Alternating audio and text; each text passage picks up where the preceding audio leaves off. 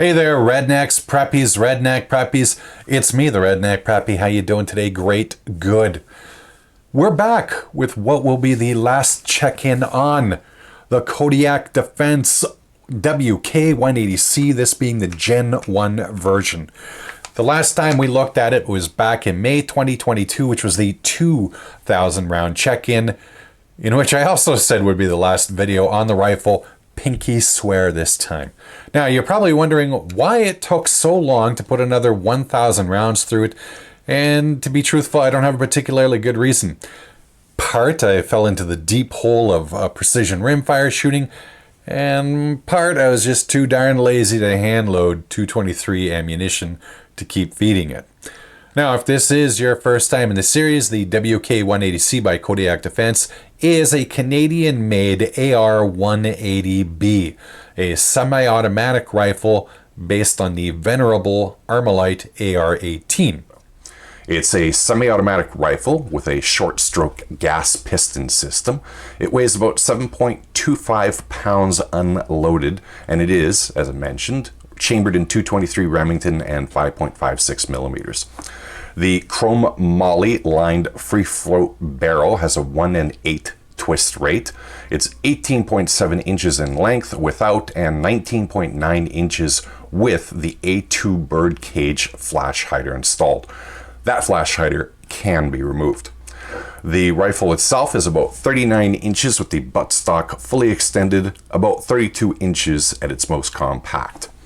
The body of the upper and lower are both made out of 6061 T6 aircraft grade aluminum and has a black hard coat anodized class 3 finish on it. You've got yourself an M1913 Picatinny rail along the top of much of the rifle, and the foregrip also has M-lock attachment points.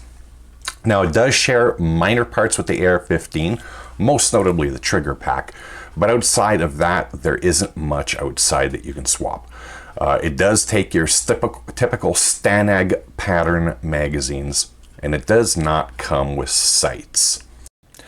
I've tried to make these check-in videos largely standalone so that you don't need to watch previous videos, but if you have, as a result, you might find some parts of this to be a bit repetitive. That said, let's get into it. No new modifications since the last time we visited this rifle, unless you consider anti-walk pins to be noteworthy. The WK-180C can have issues with some cartridge trigger packs, such as the Trigger Tech that I have in here. You do need to make sure that the set screws in the trigger pack are tightened, or otherwise you're going to see trigger pins walking out. I added some anti-walk pins because I was frankly getting tired of this happening, and I couldn't get those set screws to do their job. Not the rifle's fault as far as I can tell, just what happens with some rifles and some cartridge trigger packs. I should note that this particular trigger pack that I'm using in here was designed for the AR-15 in mind. Now, other modifications to this have been fairly light. The aftermarket shell deflector that I'm using, which is made out of aluminum. So many of you have asked about this deflector that I actually put a link to the company in the description below. So stop emailing me, just look in the description. An aftermarket charging handle, which is arguably better than the stock one, at least in the sense that it's larger so that you can get a better purchase on it. But it suffers the same problem as the stock one because it screws in. Under recoil, it comes loose. Now, you can tighten it down pretty good, but it will loosen eventually.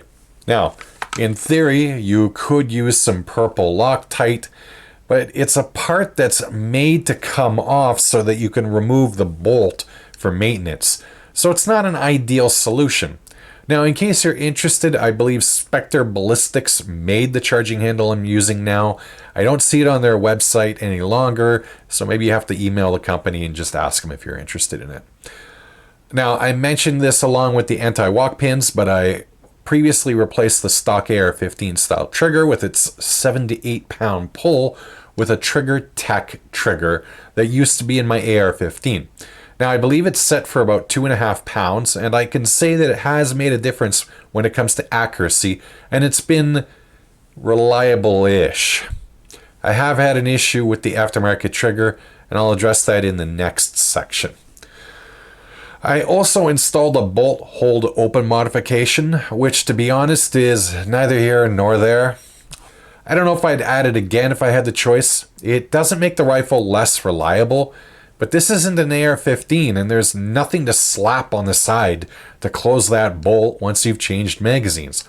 You still have to pull the bolt to get the rifle going again. Outside of the optic, which is a Vortex LPVO, I've also added a Magpul buttstock and an aftermarket grip. Other than that, I haven't done much else to the rifle.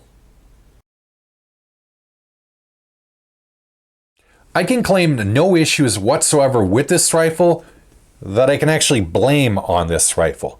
Now, I do occasionally have a feed issue while shooting, but I know that's directly related to a batch of polymer LAR-10 magazines that I've been using with it. No other magazines have issues, be they steel or polymer, standard Stanag AR-15 magazines. Now, I have tested one polymer magazine designed for 50 Beowulf, and the results were mixed. It's a magazine that worked fine in AR-15s, but the WK-180C doesn't appear to care for it. Now, I have a feeling that the bolt is coming into contact with part of the magazine situated in between its feed lips, and that a bit of light filing was done, the magazine would actually work fine. That said, it's not my magazine, so I didn't get a chance to test out that theory. Now, earlier I mentioned an issue with the Trigger Tech trigger, and I will say that you need to make sure that the cartridge is installed very precisely, or you can have problems with the cycling bolt not resetting the hammer. Installation error, nothing I can blame on the rifle or the trigger pack, but I figured I would mention it. The rifle has continued to chug along, pounding out round after round with no self-inflicted stoppages. I've had no parts failure, and it works fine even when it's dirty as heck. Honestly, there isn't much I can say about reliability, other than it is in fact very dependable. If you remember the earlier videos I did on this rifle, my quest was to go sub 2 MOA with it. When I talked to Kodiak Defense a few years ago, they stated that they felt that this was a 3 to 4 MOA rifle, but admitted that they were being conservative because they didn't want to make any promises that their rifles couldn't actually keep. Fair enough. Since January 2022, I've been shooting an average of 2 MOA with the rifle, and I recently had a range trip where my average group size was about 1.9 MOA. Now, I know that isn't going to blow very many people's socks off, but this was never meant to be a precision rifle, just a version of the AR-180. At any rate, it is hardly the most accurate rifle I own. My AR-15 could easily outshoot this rifle, but in Canada's current political climate, I can shoot this rifle, well, at least for now, while my AR-15 is sitting in my gun safe, just over there, waiting for a buyback sometime in the future. I've kind of taken a break from this accuracy project, but I do plan on returning to my quest to develop a load to tighten groups further with a goal of 1.5 MOA. I will say this, in the hands of a better shooter, I'm sure that this rifle can easily surpass what I've done with it. There are some things about the rifle that still annoy me slightly. Decisions made by Kodiak when they were designing this thing. The only one still noting, however, is the front hinge pin that isn't like your typical captive AR-15 front hinge pin. Rather, it's a pin that's held in place with a C-clip. In order to fully separate the upper and lower, I have to remove a tiny little C-clip to take the pin out. It's a pain in the neck. Even some Redneck Chicago screw solution would have been a better idea. And I'm not the only person to have come to that conclusion, because True North Arms, a Canadian company, will happily sell you a Chicago screw to replace this front hinge pin. The other annoyance is the screw-in charging handle, which I mentioned earlier, so I'm not going to belabor that point again. I mentioned this in the last video, but Kodiak Defense did release a second generation, which addressed some of the issues that I pointed out in the past. These new features include a narrower receiver, a non-reciprocating bolt handle, an external bolt catch, AR-15 cross pins, and a safety selector that's no longer proprietary. Of course, the changes did come with a price hike.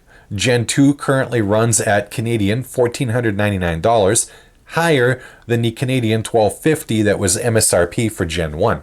Now, I don't know if these new features / redesign are worth the extra money. That's a choice that you're going to have to make. These days, you can only generally find the Gen 2 for sale at stores and on Kodiak's website.